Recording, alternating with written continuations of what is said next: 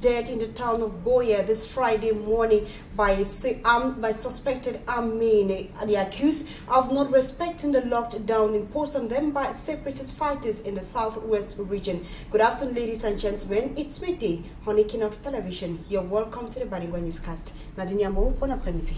Bon après-midi, Shmala Glory. Mesdames et messieurs, bonjour. Merci d'honorer ce rendez-vous de l'information sur Équinoxe télévision. Du côté de Bonabéry, dans le 4e arrondissement de la ville de Douala, évoquons ce scandale enregistré où une dame a versé de l'eau chauffante sur le visage de son copain après une dispute. Dans ce quartier de Bonabéry, toujours, le corps d'une femme a été retrouvé, notamment il y a quelques jours. D'autres précisions dans ce reportage de Claudia Issia. Visage recouvert de bandes, ainsi qu'une partie du corps, Kairé Soulé se retrouve sous un lit d'hôpital. Ce dernier a été brûlé par sa copine. Tout a commencé dimanche soir. J'ai voyagé vendredi soir et je suis rentré dimanche. C'est à ce moment que les problèmes ont commencé. Mardi, elle a confisqué mon téléphone et quand j'ai voulu le récupérer, elle m'a versé de l'huile chaude. Interrogée sur les raisons qui l'ont poussée à commettre cet acte, elle dit avoir été emportée par la colère. Vraiment, hier, mon gars est rentré, on avait des mésententes à cause du lit et du téléphone. On a commencé à se battre jusqu'à ça arrive au point où je l'ai versé de l'huile rouge. Ayant passé 3 ans de vie commune, selon la victime, elle ne serait pas à sa première tentative. On a fait 3 ans ensemble. Après, elle est même venue toquer la porte. Après, on s'est séparés. On a eu des ententes. Et puis, on s'est encore rencontrés. Il m'a dit que peut-être avec d'autres gars, mieux on soit ensemble. Elle est incarcérée au commissariat de sécurité publique du 5e arrondissement de Douala pour répondre de ses actes. Non loin de là, à Mabanda, le corps sans vie d'une femme a été découvert dans son domicile. On l'appelle ici Michel. Elle est âgée entre 39 et 40 ans. Plusieurs coups ont été déposés autour de son corps. Elle a été poignardée puis égorgée. Informés de la situation, les forces de maintien de l'ordre ont effectué une descente dans cette résidence. Ils sont venus avec le médecin. Ils ont fait le constat et ont remis le corps dans la Sama. Arrivé sur les lieux, son mari, qui vit à Yaoundé, a été interpellé par ces gendarmes pour une enquête. Et dans le couloir des médias à présent, la suspension du journal de Poste divise au sein de la corporation de journalistes. D'aucuns estiment que c'est une atteinte grave à la liberté d'expression. Un avis pas du tout partagé par certains qui estiment que la liberté d'expression n'autorise pas à tout dire. D'autres précisions dans ce reportage de Marcelin Gansop. Voici la une qui fâche, au point d'amener le gouverneur de la région du Sud-Ouest à sortir de ses gonds. Bena Okaya Bilaye reproche au journal de Poste la violation flagrante des règles déontologiques et professionnelles qui régissent l'exercice du journalisme. Il voit à travers cette publication un risque de trouble à l'ordre public. Ce que conteste Sankou Ferry, Christophe Bobiokono, directeur de publication de Kalara et ancien membre du Conseil national de la communication. Faire le constat que 60% des Camerounais aimeraient avoir des militaires au pouvoir, je pense qu'on ne peut pas estimer qu'il s'agit d'un problème professionnel. L'information que j'ai lue n'est pas pour moi un appel à un soulèvement ou bien à un renversement des institutions. C'est une information qui traduit les opinions des Camerounais. Donc ça n'a rien de déontologique. C'est simplement une question d'appréciation d'un responsable de la préfectorale. Enseignant de journalisme et ancien fonctionnaire du ministère de la Communication jusqu'à son départ à la retraite, le professeur Albert Bida pense que le journal est allé un peu trop loin. Pour publier un sondage, il faut d'abord savoir qui a commandé le sondage. A-t-il respecté les règles de l'art? Est-ce que, parce qu'on a la liberté d'expression, qu'il faut publier tout ce qui vous tombe sous la main? On a fait preuve d'irresponsabilité et de manque de maturité. Parce que l'environnement actuel de l'Afrique centrale et de l'Afrique de l'Ouest commande qu'on fasse attention à ce genre de sujet. Christophe Bobiokono y voit plutôt une atteinte à la liberté d'information qui constitue un droit fondamental de l'homme. C'est une atteinte à la liberté d'expression. Le chef de l'État lui-même a dit que nul ne doit plus être inquiété pour ses opinions. On a toujours des avatars du parti unique qui continuent à fonctionner comme si on était encore sous le régime de la subversion. À ce sujet, la déclaration de principe sur la liberté d'expression en Afrique, texte adopté par l'Union africaine, est clair. Nul ne doit faire l'objet de sanctions pour avoir livré de bonne foi des informations, sauf lorsque l'imposition de sanctions sert un intérêt légitime et est nécessaire dans une société démocratique. Une affaire à suivre. Le saviez-vous, le Cameroun est confronté, accuse un déficit de plus de 4000 avocats. La faute au défaut d'organisation de l'examen d'entrée en stage par le gouvernement. Pareil pour les notaires, dont seulement 3 examens ont été organisés en près de 30 ans. Évocation avec Donald Brice-Kamongo et Dalastiana. Sa frustration, il a vu tel un fardeau. Voici 26 ans qu'il aspire à devenir notaire. Au Cameroun, André Chamgoy approche l'âge de départ à la retraite dans sa profession de rêve sans jamais l'exercer. Je me suis fait inscrire le 19 août 1997 au registre des clercs notaires près le tribunal de première instance de Douala-Bonanjo. En 28 ans, le Cameroun a organisé juste 3 examens d'entrée en stage de clerc notaire, des stages indéfiniment prolongés ou tripatouillés comme le dernier au mois de janvier 2023, pareil chez les huissiers de justice.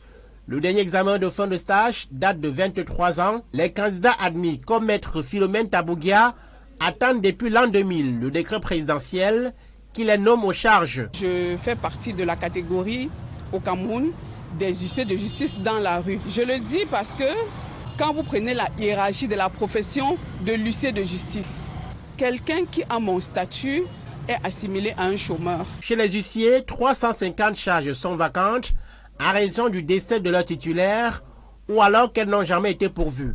Chez les avocats, les postulants eux aussi attendent. Le dernier examen date de 2014. L'avocat est celui-là qui éveille les consciences de par les textes qui ont été établis par les autres, ou bien par nous-mêmes. La situation des notaires, des huissiers ou des avocats aspirants, le dénominateur commun, c'est la violation des textes. Le cadre juridique en vigueur prévoit un examen par an. Ici comme là, le déficit chez les avocats, c'est au moins 4000 professionnels, d'après une source au barreau du Cameroun. Si eux aussi ils avaient la robe, on aurait davantage de temps à consacrer au dossier. Aujourd'hui, un avocat est obligé de traiter au moins 10-15 dossiers lui-même par jour. Au ministère de la Justice, l'on évoque des contraintes budgétaires liées à l'organisation des différents examens professionnels. Est-ce suffisant pour convaincre les justiciables et les concernés? En tout cas, la violation de la Convention 111 de l'Organisation internationale du travail en matière d'accès à une profession est signalée. Elle interdit aux États d'altérer le principe d'égalité des chances et des traitements discriminatoires en matière d'emploi et de profession. Cette note dans le chaudron de la crise anglophone, 2 personnes ont été tuées par balle ce vendredi à Boya. Dans la région du sud-ouest, elles sont accusées de n'avoir pas respecté le lockdown imposé par les séparatistes à l'occasion de la rentrée scolaire. Nous y reviendrons sur ce climat d'insécurité qui prévaut dans les régions en crise au Cameroun. L'actualité sportive à présent, après la qualification du Cameroun face au Burundi, les 24 pays qualifiés pour la grande messe du football africain sont connus. Il y aura du beau monde avec notamment 12 anciens vainqueurs de trophées. Nos reporters Carlos Minoué, Fabrice Eloumou préfèrent le point sur les qualifiés. La 34e édition de la Coupe d'Afrique des Nations de football Côte d'Ivoire 2023 sera la 3e de l'histoire, 24 équipes. Le Cameroun, 5 fois champion de la compétition dans son histoire, s'est qualifié pour la 21e fois à une phase finale de CAN. Après sa qualification au bout du suspense face au Burundi, les Lions indomptables iront à la conquête d'un 6e sacre pour se rapprocher de l'Égypte qui détient le record de participation à une phase finale de CAN avec 25 apparitions et 7 titres de champion au compteur. Pour la première fois, les 16 meilleures nations africaines au ranking mondial seront de la partie. Parmi eux, des favoris comme le Maroc, demi-finaliste du dernier mondial au Qatar. En outre, 12 anciens vainqueurs de la CAN ont obtenu leur ticket, dont la Côte d'Ivoire, le pays organisateur, et les 2 derniers lauréats, l'Algérie en 2019 et le Sénégal en 2022. La Tunisie est qualifiée pour la 16e fois d'affilée, un record pour le football africain. Les Chipolopolo de la Zambie signent leur grand retour après avoir manqué aux éditions de 2017, 2019 et 2021. Absente lors de la dernière CAN au Cameroun en 2022, la République démocratique du Congo sera bel et bien en Côte d'Ivoire pour espérer remporter un 3e trophée comme ce fut le cas en 2009 et en 2016. Le Mali, le Burkina Faso, la Guinée, la Tanzanie ou encore le Cap-Vert, jamais couronnés, pourront rêver d'imiter les Lions de la Teranga, sacrés pour la première fois lors de la dernière CAN. Considérés comme des outsiders, la Guinée-Bissau ou encore la Guinée équatoriale sont également qualifiés pour surprendre les grands. Pour la première fois depuis 2015, aucun pays novice dans la compétition, puisque la Gambie fera face à sa 2e apparition à la CAN après avoir éliminé le Congo lors de la dernière journée dans le groupe G. Avant la compétition qui se tiendra du 13 janvier au 11 février 2024, les 24 nations qualifiées seront fixées chacune sur ses adversaires à l'issue du tirage au sort du 12 octobre prochain à Abidjan, en Côte d'Ivoire.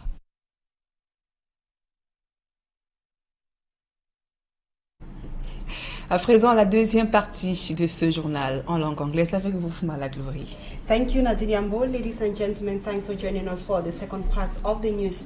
We begin on the sad note to say that a man and his son has been shot dead in the town of Boye this Friday morning. The incident occurred at Mile 15, also known as Lower Bukova, while the two were driving to town. According to witnesses, they were shot by armed separatists who accused them of not respecting the lockdown imposed on the population of the southwest region.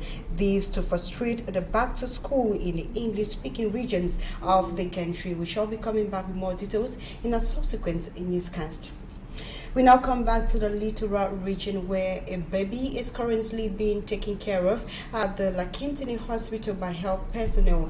The innocent child was picked up at a drainage by the inhabitants of Bepanda Bonabo of that locality while as he was dropped there. Smajika Gable tells us more. It was in a drainage in Bepanda Bonabo neighborhood of the Douala 5 subdivision that the newborn baby was discovered by Aman Ditsang. I was sitting beside the drainage when I heard the cry of a baby in a plastic bag. I took courage and got into the drainage, only for me to come out and discover that in the plastic bag, it was a newborn baby.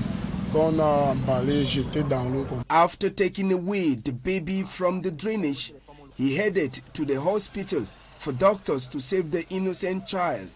With the heavy downpour, I took the child to the district hospital in Deito, where they asked me to go to Lakentini Hospital. When we arrived at Lakentini, the doctors cut off the umbilical cord. The results from the doctors were satisfactory to this good Samaritan. The doctor's diagnosis showed that the child was in good shape. It was a girl child and all of her organs were intact. The only problem the doctors said she had was that she has been in cold for a long time. Unfortunately, the hope for Aman to take care of the child were cut short. When I asked the doctor if I could pay the bills for the child and take her home, the doctor told me to go to the social affairs department. The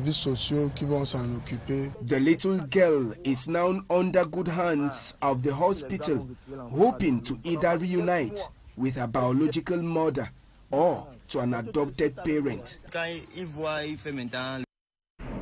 A fight broke out between members of the UPC during members of the UPC accusing leaders of the party of mismanagement. The incident occurred during the commemoration of the 65th anniversary of Umnyobe in Ezeka, the Nyongankele division of the Central region. As you tell us, Esia Lucilengo. At the APC cemetery in Ezeka, UPC party members converged on the grave of the emblematic figure Ruben Umnyobe to commemorate his 65th anniversary. Ruben Umnyobe was assassinated by the French army while he fought fearlessly for the freedom and independence of Cameroon. In the course of the celebration, a 30-minute quarrel broke out between the UPC party members.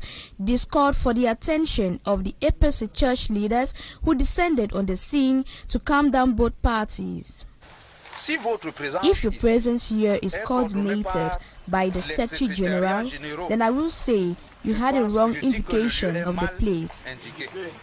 On his grave, his family, UPC members, sang songs of praise and worship and equally prayed for the peaceful repose of the hero who was murdered 2 years before Cameroon gained its independence. La victoire du combat de Ruben Umnyobe. The victory of Ruben Umnyobe will forever be in our hearts because he gave his life for the independence of Cameroon. His family members say they remember him as a martyr and main actor in the fight for Cameroon's independence. They wish the population follow his footsteps. Toute la jeunesse, tous nos enfants et même nos petits. We wish our grandchildren, even our children, the young people, follow this history of Cameroon and remembers of what he did. Ruben Umnyobe was born on April 10th, 1913. He became known as a trade unionist before creating in 1948 in Douala the Union of the Peoples of Cameroon, UPC, a nationalist party. Umnyobe was assassinated on the 13th of September 1958 near his natal village in Bumniebel in the Nyong-Ankele division. While members of the UPC celebrated the death of their leader died 65 years ago, the widow to the dead, Marie Umnyobe, died on the 13th of September this same year, 2023. And onto something else, the Post newspaper has been suspended for a period of 1 month. The decision came after a meeting held by the National Communication Council yesterday in Yaoundé. This comes after the management of the Post newspaper was accused of threatening or perturbing public order. It's on its Monday's online publication. For me, Amson Sanda tells us more. Sanctions slapped on the Post newspaper by the National Communications Council in Cameroon only comes to define in duration the earlier decision of the Southwest Regional Governor Bernard Okalia-Bilai. The move of the governor, according to some media personnel, was a glaring example of overzealousness. The point is that the governor shot from the hip. Let me be very blunt. Let me call things by their name. To me, his action is like removing the ladder so that the birds should not perch on the roof. That was kind of a stupid thing to take. I mean, collectively stupid, whether it came from the governor. Charlene Dicha also saw in it the hand of some overbearing administrators in Yaoundé. I don't know, I think from his communique or what he signed, we learned that instructions came from a certain Minister of Communication, who is Tanganji Paul. Let's look at the psychology of the rat when it is cornered. It fights back. When somebody is drowning, the person want to drown with anything, with anyone, anybody near him. You see, this is a G3 system. After deliberation in its ordinary session in Yaoundé, the National Communication Council says the Post newspaper and its editor-in-chief have been suspended for a period of 1 month, upholding the initial decision of the governor of the Southwest region, qualified by many as controversial. At least 12 winners of the previous African Cup of Nations have been qualified to take part in the 2023 AFCON in Côte d'Ivoire, with Cameroon hoping to take the trophy just like it did in 1984 in Côte d'Ivoire. Smaji Kankebe takes a look at the 12 teams in the following report. West African nations will be the most represented at the African Nations Cup that will be hosted by Ivory Coast come January 2024. Even though no nation can be considered as an underdog, Cape Verde, Guinea-Bissau, the Gambia and Equatorial Guinea are seen as the little nations that could produce setups at the showpiece event. If in Cameroon we had the Gambia participating for the first time, Ivory Coast won't see any debutant, as all 24 teams participating have played in at least one of the tournament. It will be the Gambia's second consecutive appearance at the competition after their sensational participation at the AFCON in Cameroon. Football lovers already see nations like defending champions Senegal, most crowned nation in Africa, Egypt, and FIFA World Cup semi-finalist Morocco as the pre-tournament favorites. Cameroon, Nigeria, Ghana, and Tunisia are other nations who could spring surprises. History will have it that Nigeria's striker Victor Osimhen ended the qualifiers as top scorer with 10 goals, while Cameroon waited for the last minute to get their qualification ticket against Burundi.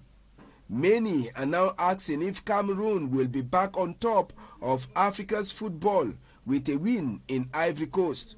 Cameroon, should be recalled, won the 1984 tournament hosted by Ivory Coast. Draw for the AFCON 2023 will be done in Ivory Coast on October 12, 2023, with hostilities expected to start on January 13, 2024. That report by Smaji Kangebe brings us to the end of today's edition of the Midday Bilingual Newscast on Équinoxe Television. Thanks so much for watching and do have a beautiful weekend. Natiniambo, bon week-end à vous. Bon début de week-end à vous, Malaglory. Mesdames et messieurs, c'est la fin de ce journal. Merci de nous avoir suivis et bon début de week-end à tous et à toutes.